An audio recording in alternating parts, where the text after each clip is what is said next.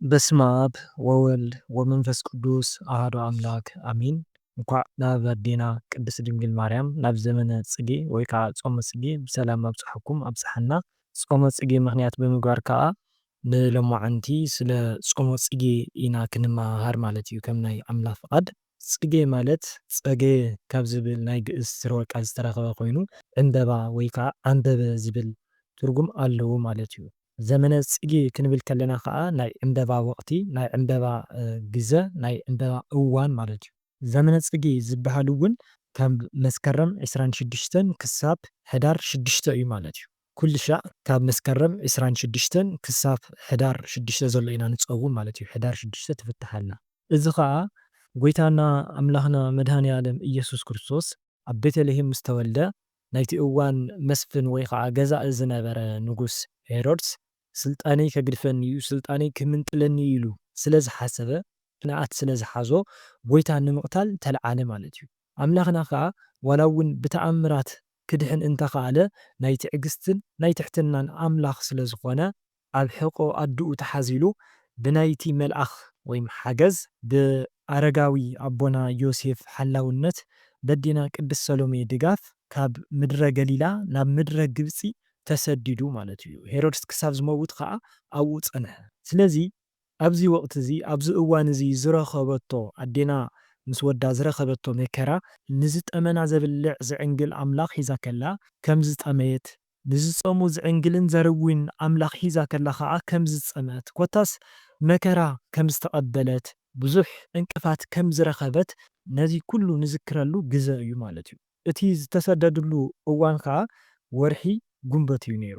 ስለምንታይ እሞ መስከረም ዝኽበር ንዝብል ከዓ ከም ዝፍለጥ ካብ መስከረም ክሳብ ሕዳር ወርሒ ዘሎ ዘመነ ጽጌ እዩ።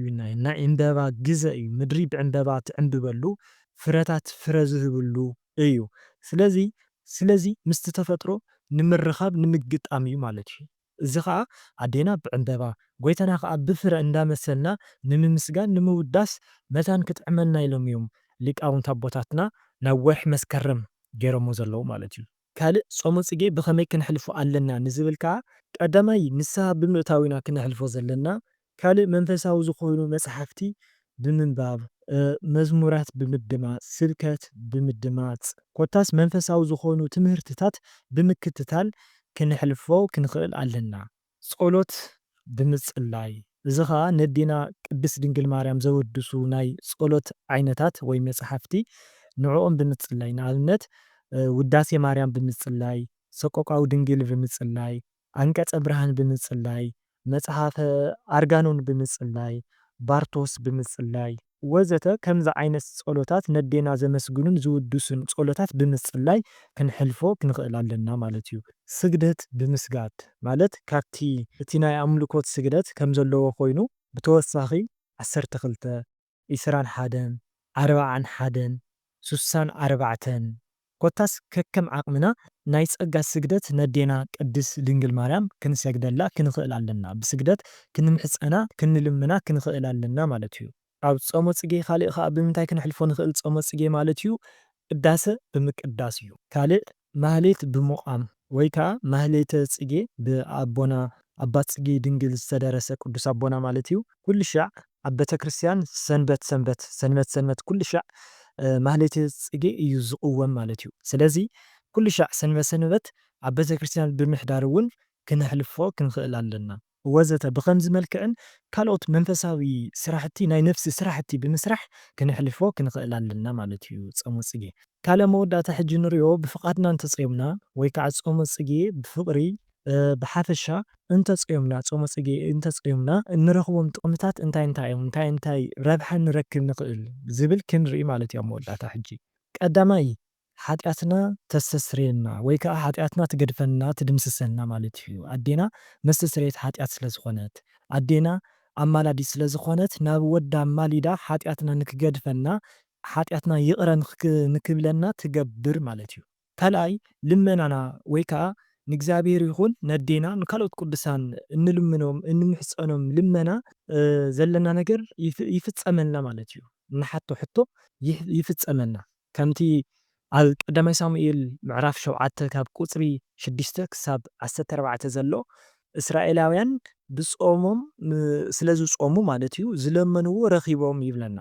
ስለዚ ኣሕና እውን እቲ ጾም እንዳጾምና ነዴና ንቅድስት ድንግል ማርያም እንተለሚናያ ዘለና ነገር ትፍጽመና ማለት እዩ። ካልእ ምስጢር ይግለጸልና ወይ ከዓ ትገልጸና ከምቲ ብዙሓት ኣቦታትና ንኣብነት እዝራ ሱቱኤል ምዕራፍ 13 ካብ ፍቕዲ 36 ክሳብ 41 ከምቲ ንረኽቦ ማለት እዩ ኣይሁድ 46 መጽሓፍተ ብሉይ ወይ ከዓ ብሉያት ምስ ኣጥፍእዎም እዝራ ሱቱኤል እንታይ እዩ ገይሩ ሓዚኑ 40 መዓልቲ ጾሙ ማለት እዩ። ድሕሪ ከዓ ቅዱስ ኡራኤል ሰማያዊ ዝኾነ መስተ ኣምፂኡ ጽዋእ ኣምፂኡ ማለት እዩ ጽዋእ እሳት ንእዝራ ሱቱኤል ኣስትይዎ። ስለዚ ምስጢር ከዓ ተገሊጽሉ እቶም 46 መጽሓፍተ ብሉይ መጽሓፍተ ብሉያት ጽሒፍዎም ማለት እዩ። ስለዚ እዚ ጾመ ጽጌ እዚ እንዳጾምና ክንምሕፀን ከለና ኣዴና ድንግል ማርያም ምስጢር ትገልጸልና ማለት እዩ። እንታይ ዓይነት ምስጢር? ብዙሕ ናይ ህይወትና ዘሎ ኣብ ህይወትና ሕንቂ ሕንቅሊተይ ኮይኑ ዘሎ ምስጢራት ክትገልጸልና እያ ማለት እዩ። ናይ ህይወትና ጠንቅታት ዝኾኑ መሰናኽል ዝኾኑና ዘለዉ ኣብ ህይወትና ፈተና ዝኾኑና ርኩሳት መናፍስት ኣጋንንቲ ይዳኸሙልና ወይ ከዓ ኣዴና ቅድስት ድንግል ማርያም ተኣስረልና ካብ ህይወትና ተርሕቐልና ማለት እዩ። ስለምንታይ? ርኩሳት መናፍስቲ ብዘይካ ጾምን ጸሎትን ክወፁ ስለ ዘይኽእሉ ኣብ ማቴዎስ ወንጌል 17:21 ሓምሻይ ዝተዓጽየ ዕድልና ዝተወሰደ ዝተኣሰረ ጸጋና ሓዳርና ብሓፈሻ ማለት እዩ ኩሉ ነዚ ትፈትሓልና ማለት እዩ። ሻልሻይ ክእለት ዘይብልና ጥበብ ዘይብልና ዝኾነ ንምስራሕ ዘጸግመና ሰባት ጥበብ ትዕድለና ጥበብ ትህበና ክእለት ትህበና ማለት እዩ። ስለምንታይ? ወዳ ጥበበኛ ስለ ዝኾነ ናይ ጥበበኛታት ኣምላኽ ስለ ዝኾነ። ሻብዓይ ናይ ስደተኛታት ኣደ እያ። ስለዚ ኣብ ስደት ዘለኹም ሰባት ዝሓዘንኩም ሰባት ኣብ ስደት መከራ ዝበዝሐኩም ሰባት ካብ ጸገምኩም ካብቲ መከራኹም እተናግፍ ኣዶ እያ ማለት እዩ። ስለዚ ኣሕዋተይ ነዚ ጾም እዚ ናይ ፍቓድ እዩ ናይ ፍቕሪ እዩ እንዳበልና ሸለል ክንብሎ ከይኮነስ በዚ ጾም እዚ ነዴና ንቅድስት ድንግል ማርያም ዘድልየና ኩሉ ንዓና ዝበሎ ኣምላኽ ንዓና ዝበሎ ኩሉ ንክህበና ክንምሕፀና ክንኽእል ኣለና ማለት እዩ። ስለዚ ሕፅር ብዝበለ ስለ ጾመ ጽጌ ዝብል እዚ ይመስል ማለት እዩ እና ጾመ ጽጌ መልሲ ንረኽበሉ ናይ ህይወትና ሕንቂ ሕንቅሊተይ ዝፍትሐሉ ፍቕሪ ኣዴና ኣብ ልዕሌና ዝሓድረሉ ብሩኽ ጾም ይግበረና። ወስብሃት ለእግዚአብሔር።